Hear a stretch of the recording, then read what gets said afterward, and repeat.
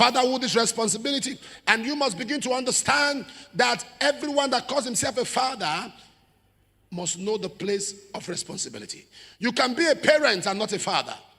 Fatherhood is responsibility and it's very important. Amen. And as a young man or a young woman, if you still have your biological father on ground alive, God bless you. That's a plus. If you do not have, you must get someone in your life that you consider a father. Never allow that vacuum of fatherhood be absent. When I'm going to consider fathers today, I will consider biological fathers. I will consider guardians, because you are a father, you are a male figure. It's either you are a biological father to someone or you are an uncle to someone. You are still a father. Or you are a brother that's married. You are still a father. Or you are just a guardian to someone. You are still a father. You don't have to be biologically, connected to someone to be a father. That's the mistake we made. When we see children going bad, you see children becoming useless and children becoming wayward, we don't talk to them because we believe they are not our biological children. You are a father. Once God has put that onus on you, every child around you is your responsibility. What will make a young man see a young girl and not take advantage is because he remembers he is a father. When he has that consciousness, it begins to well up inside of him. In Proverbs 17, I think verse 6 also, Proverbs 17, he said, children's children are the crown of old men. Because when you say you're an old man, you must have seen your children's children. That's what it means. He said the glory of children are their fathers. It's very pertinent for us to know as fathers that we are the glory of our children. Are you aware that growing up as a child, nobody can beat your father? Are you aware? Your father is the most powerful. If anybody does anything, say, I'll go and tell my father. Because you are wired to know that your father is the most powerful. Nobody is better or bigger than your father. Amen. Fathers go through a lot. When I see mothers, when they do Mother's Day, so many songs, it's okay. Chukubiko Gazie. I'm looking for a song for fathers. We are here to see, but you must understand fathers go through a lot. I must tell you. Mothers, the children grow up and they tend to tilt towards the mothers. And I tell fathers, do not drag it with them. Because that child lived 9 months in a kingdom.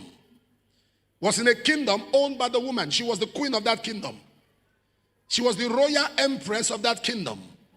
So she took care of the child.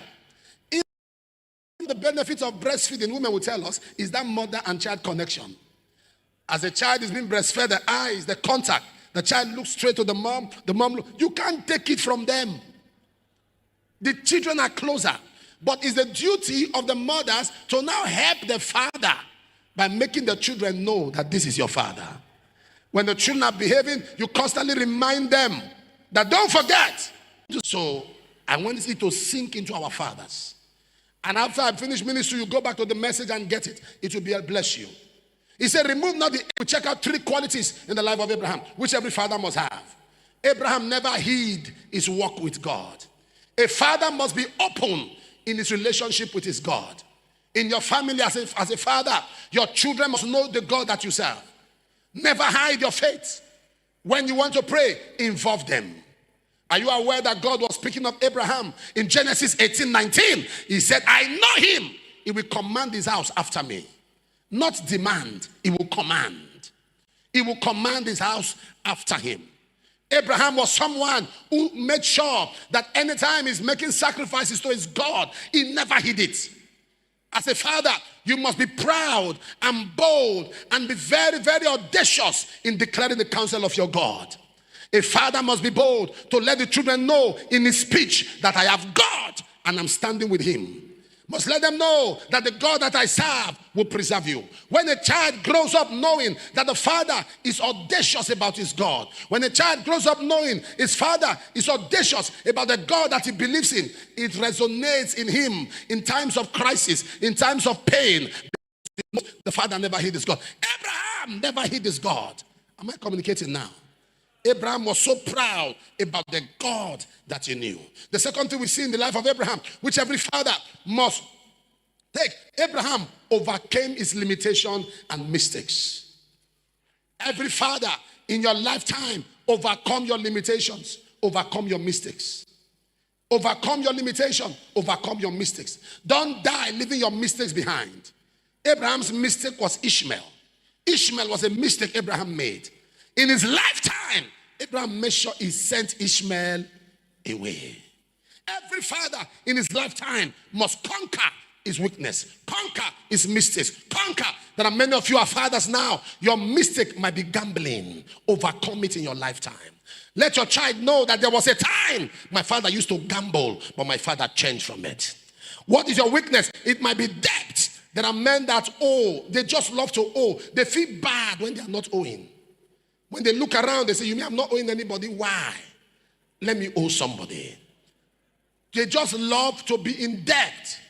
You must know that as a father, let your children see that you overcame it. Abraham in his lifetime overcame his weakness. There are some fathers, their own weakness is alcohol.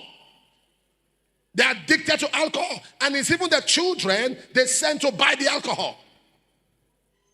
Overcome your weakness. It doesn't matter the weakness. Whatever it is, if you call upon the Lord, you can be free from it. Some fathers have sold everything in the house. Sold their television set. Sold the DVD, sold whatever, sold even the wife's wrapper. They've sold it just because they want to gamble. They want to gamble. They want to be in debt. They gambled, bet, all kinds of bets. They gamble. It's an addiction. Let your child, what happens? When you overcome that, it gives that child hope that no matter where he finds himself in life, his weakness will not drown him. But when the child begins to look at the father, that the father made a mistake and died inside, the grandfather made a mistake and died inside, you are not following the ancient landmark that our fathers have set up. Abraham made a mistake. He did not die in his mistake. Listen to me, child of God. It's not the end of life when you make a mistake. It's not the end of life when you slide into error. No matter the mistakes you've made as a man, you can correct it in your lifetime. There are men that have made mistakes and they sit down every day. They look at their life. They weep. They cry. They say, what is this that I have done? Listen, if you are here today by supernatural divine visitation, every mistake you've made, every error in your life, whatever you've done that you are not proud of and you are afraid, let it not catch up with my children. I see God delivering you. I see God delivering you. I see God delivering you. If your amen is louder, take the blessing.